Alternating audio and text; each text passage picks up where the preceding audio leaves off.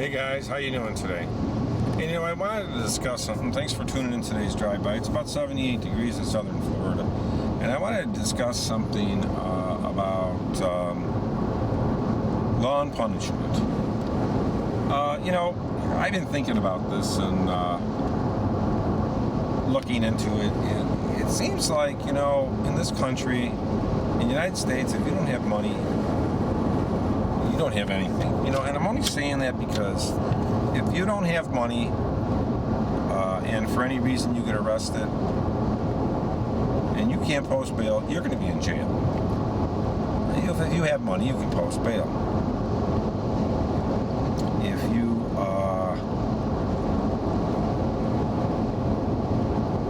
get arrested for whatever reason and you don't have money, you'll stay in jail, depending on the state, normally all of them.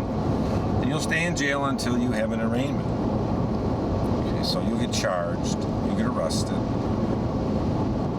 you'll be held until you go to your first appearance, which is an arraignment. And with that arraignment, they will charge you and ask you if you're guilty or not guilty. And you'll say, if you say you're guilty, then they will go ahead and try you there and give you possibly could get the charge of what you are charged with, or sometimes less, but and the judge will tell you that.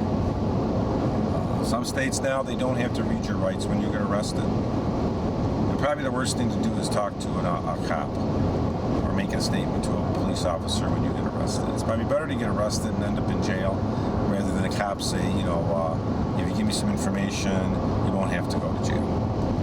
Probably better off going to jail because chances are, if he's asking you questions and fishing for information, he doesn't have enough probably to charge you, and he's waiting for a statement.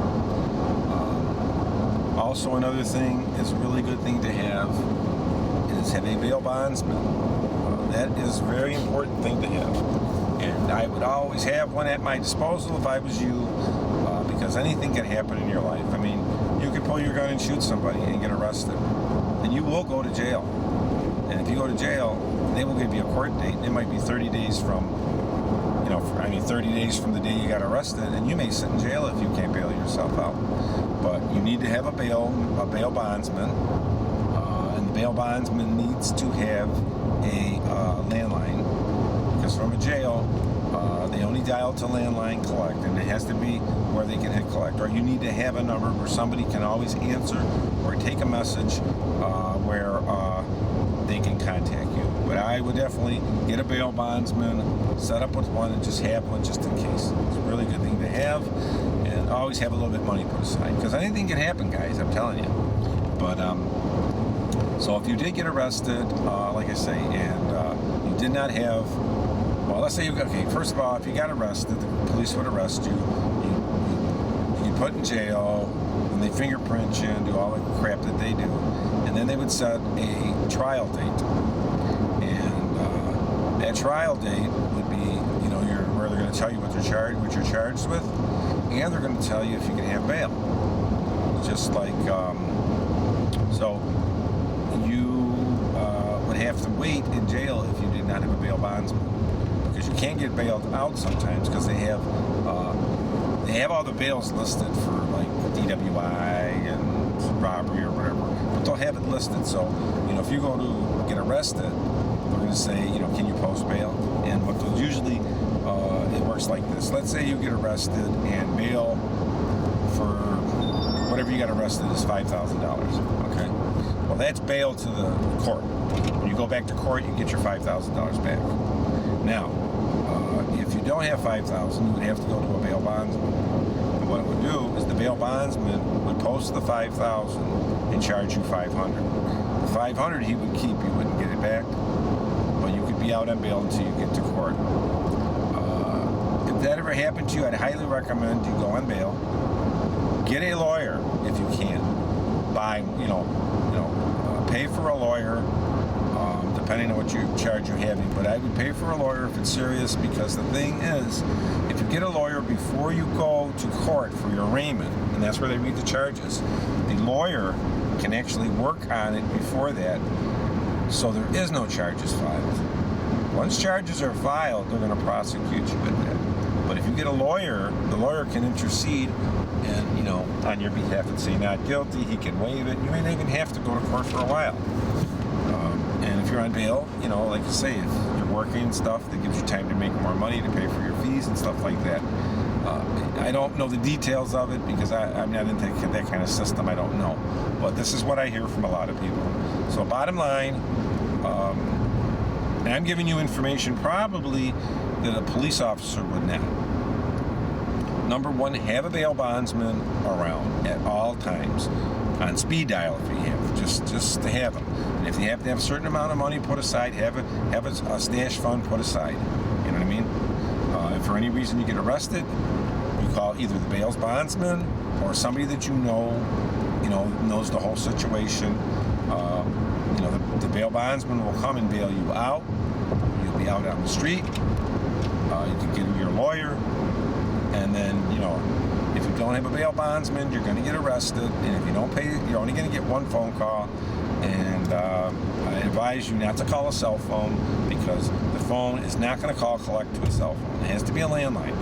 So, and then when you tell the bail bondsman, and if you have it already set up, you have money put aside, basically all he would have to do is write up the paperwork, and he will come and post the bond, and you're out in 2 hours. You're out. You're free. And you will be on bail until you go to court for your charges. And the bail bondsman, when you go to court for your charges, gets the money back. So until you go to court and it gets all resolved. If you skip town and you leave for some reason, run away to Jamaica, well, the bail bondsman will not get his $5,000 back, and he will have to probably come and get you or send a bounty hunter to get the money. Depends if he wants to do that. Because he will lose it, and then he will have to get the money from you. All right, I don't know how it is. If he brings you back to court, maybe he'll get the money. I don't know, but he can lose it. Or if you die, then he gets the money back. But anyway, I just wanted to go through that. Some stuff with the legal system. Usually, things go pretty smooth in our system, but really, if you don't have the money, those are the people that get screwed. Because they get arrested, they'll get put in jail. Usually they'll put you in a holding center, and then you go to a regular jail, and then you have to wait till you go to court to get out on bail. And you could be waiting 30 days. And if you're working, you lose your job. A lot of other stuff can happen, to you. So, my advice is have a bail bondsman on speed dial. Make sure it's a landline or somebody you can contact.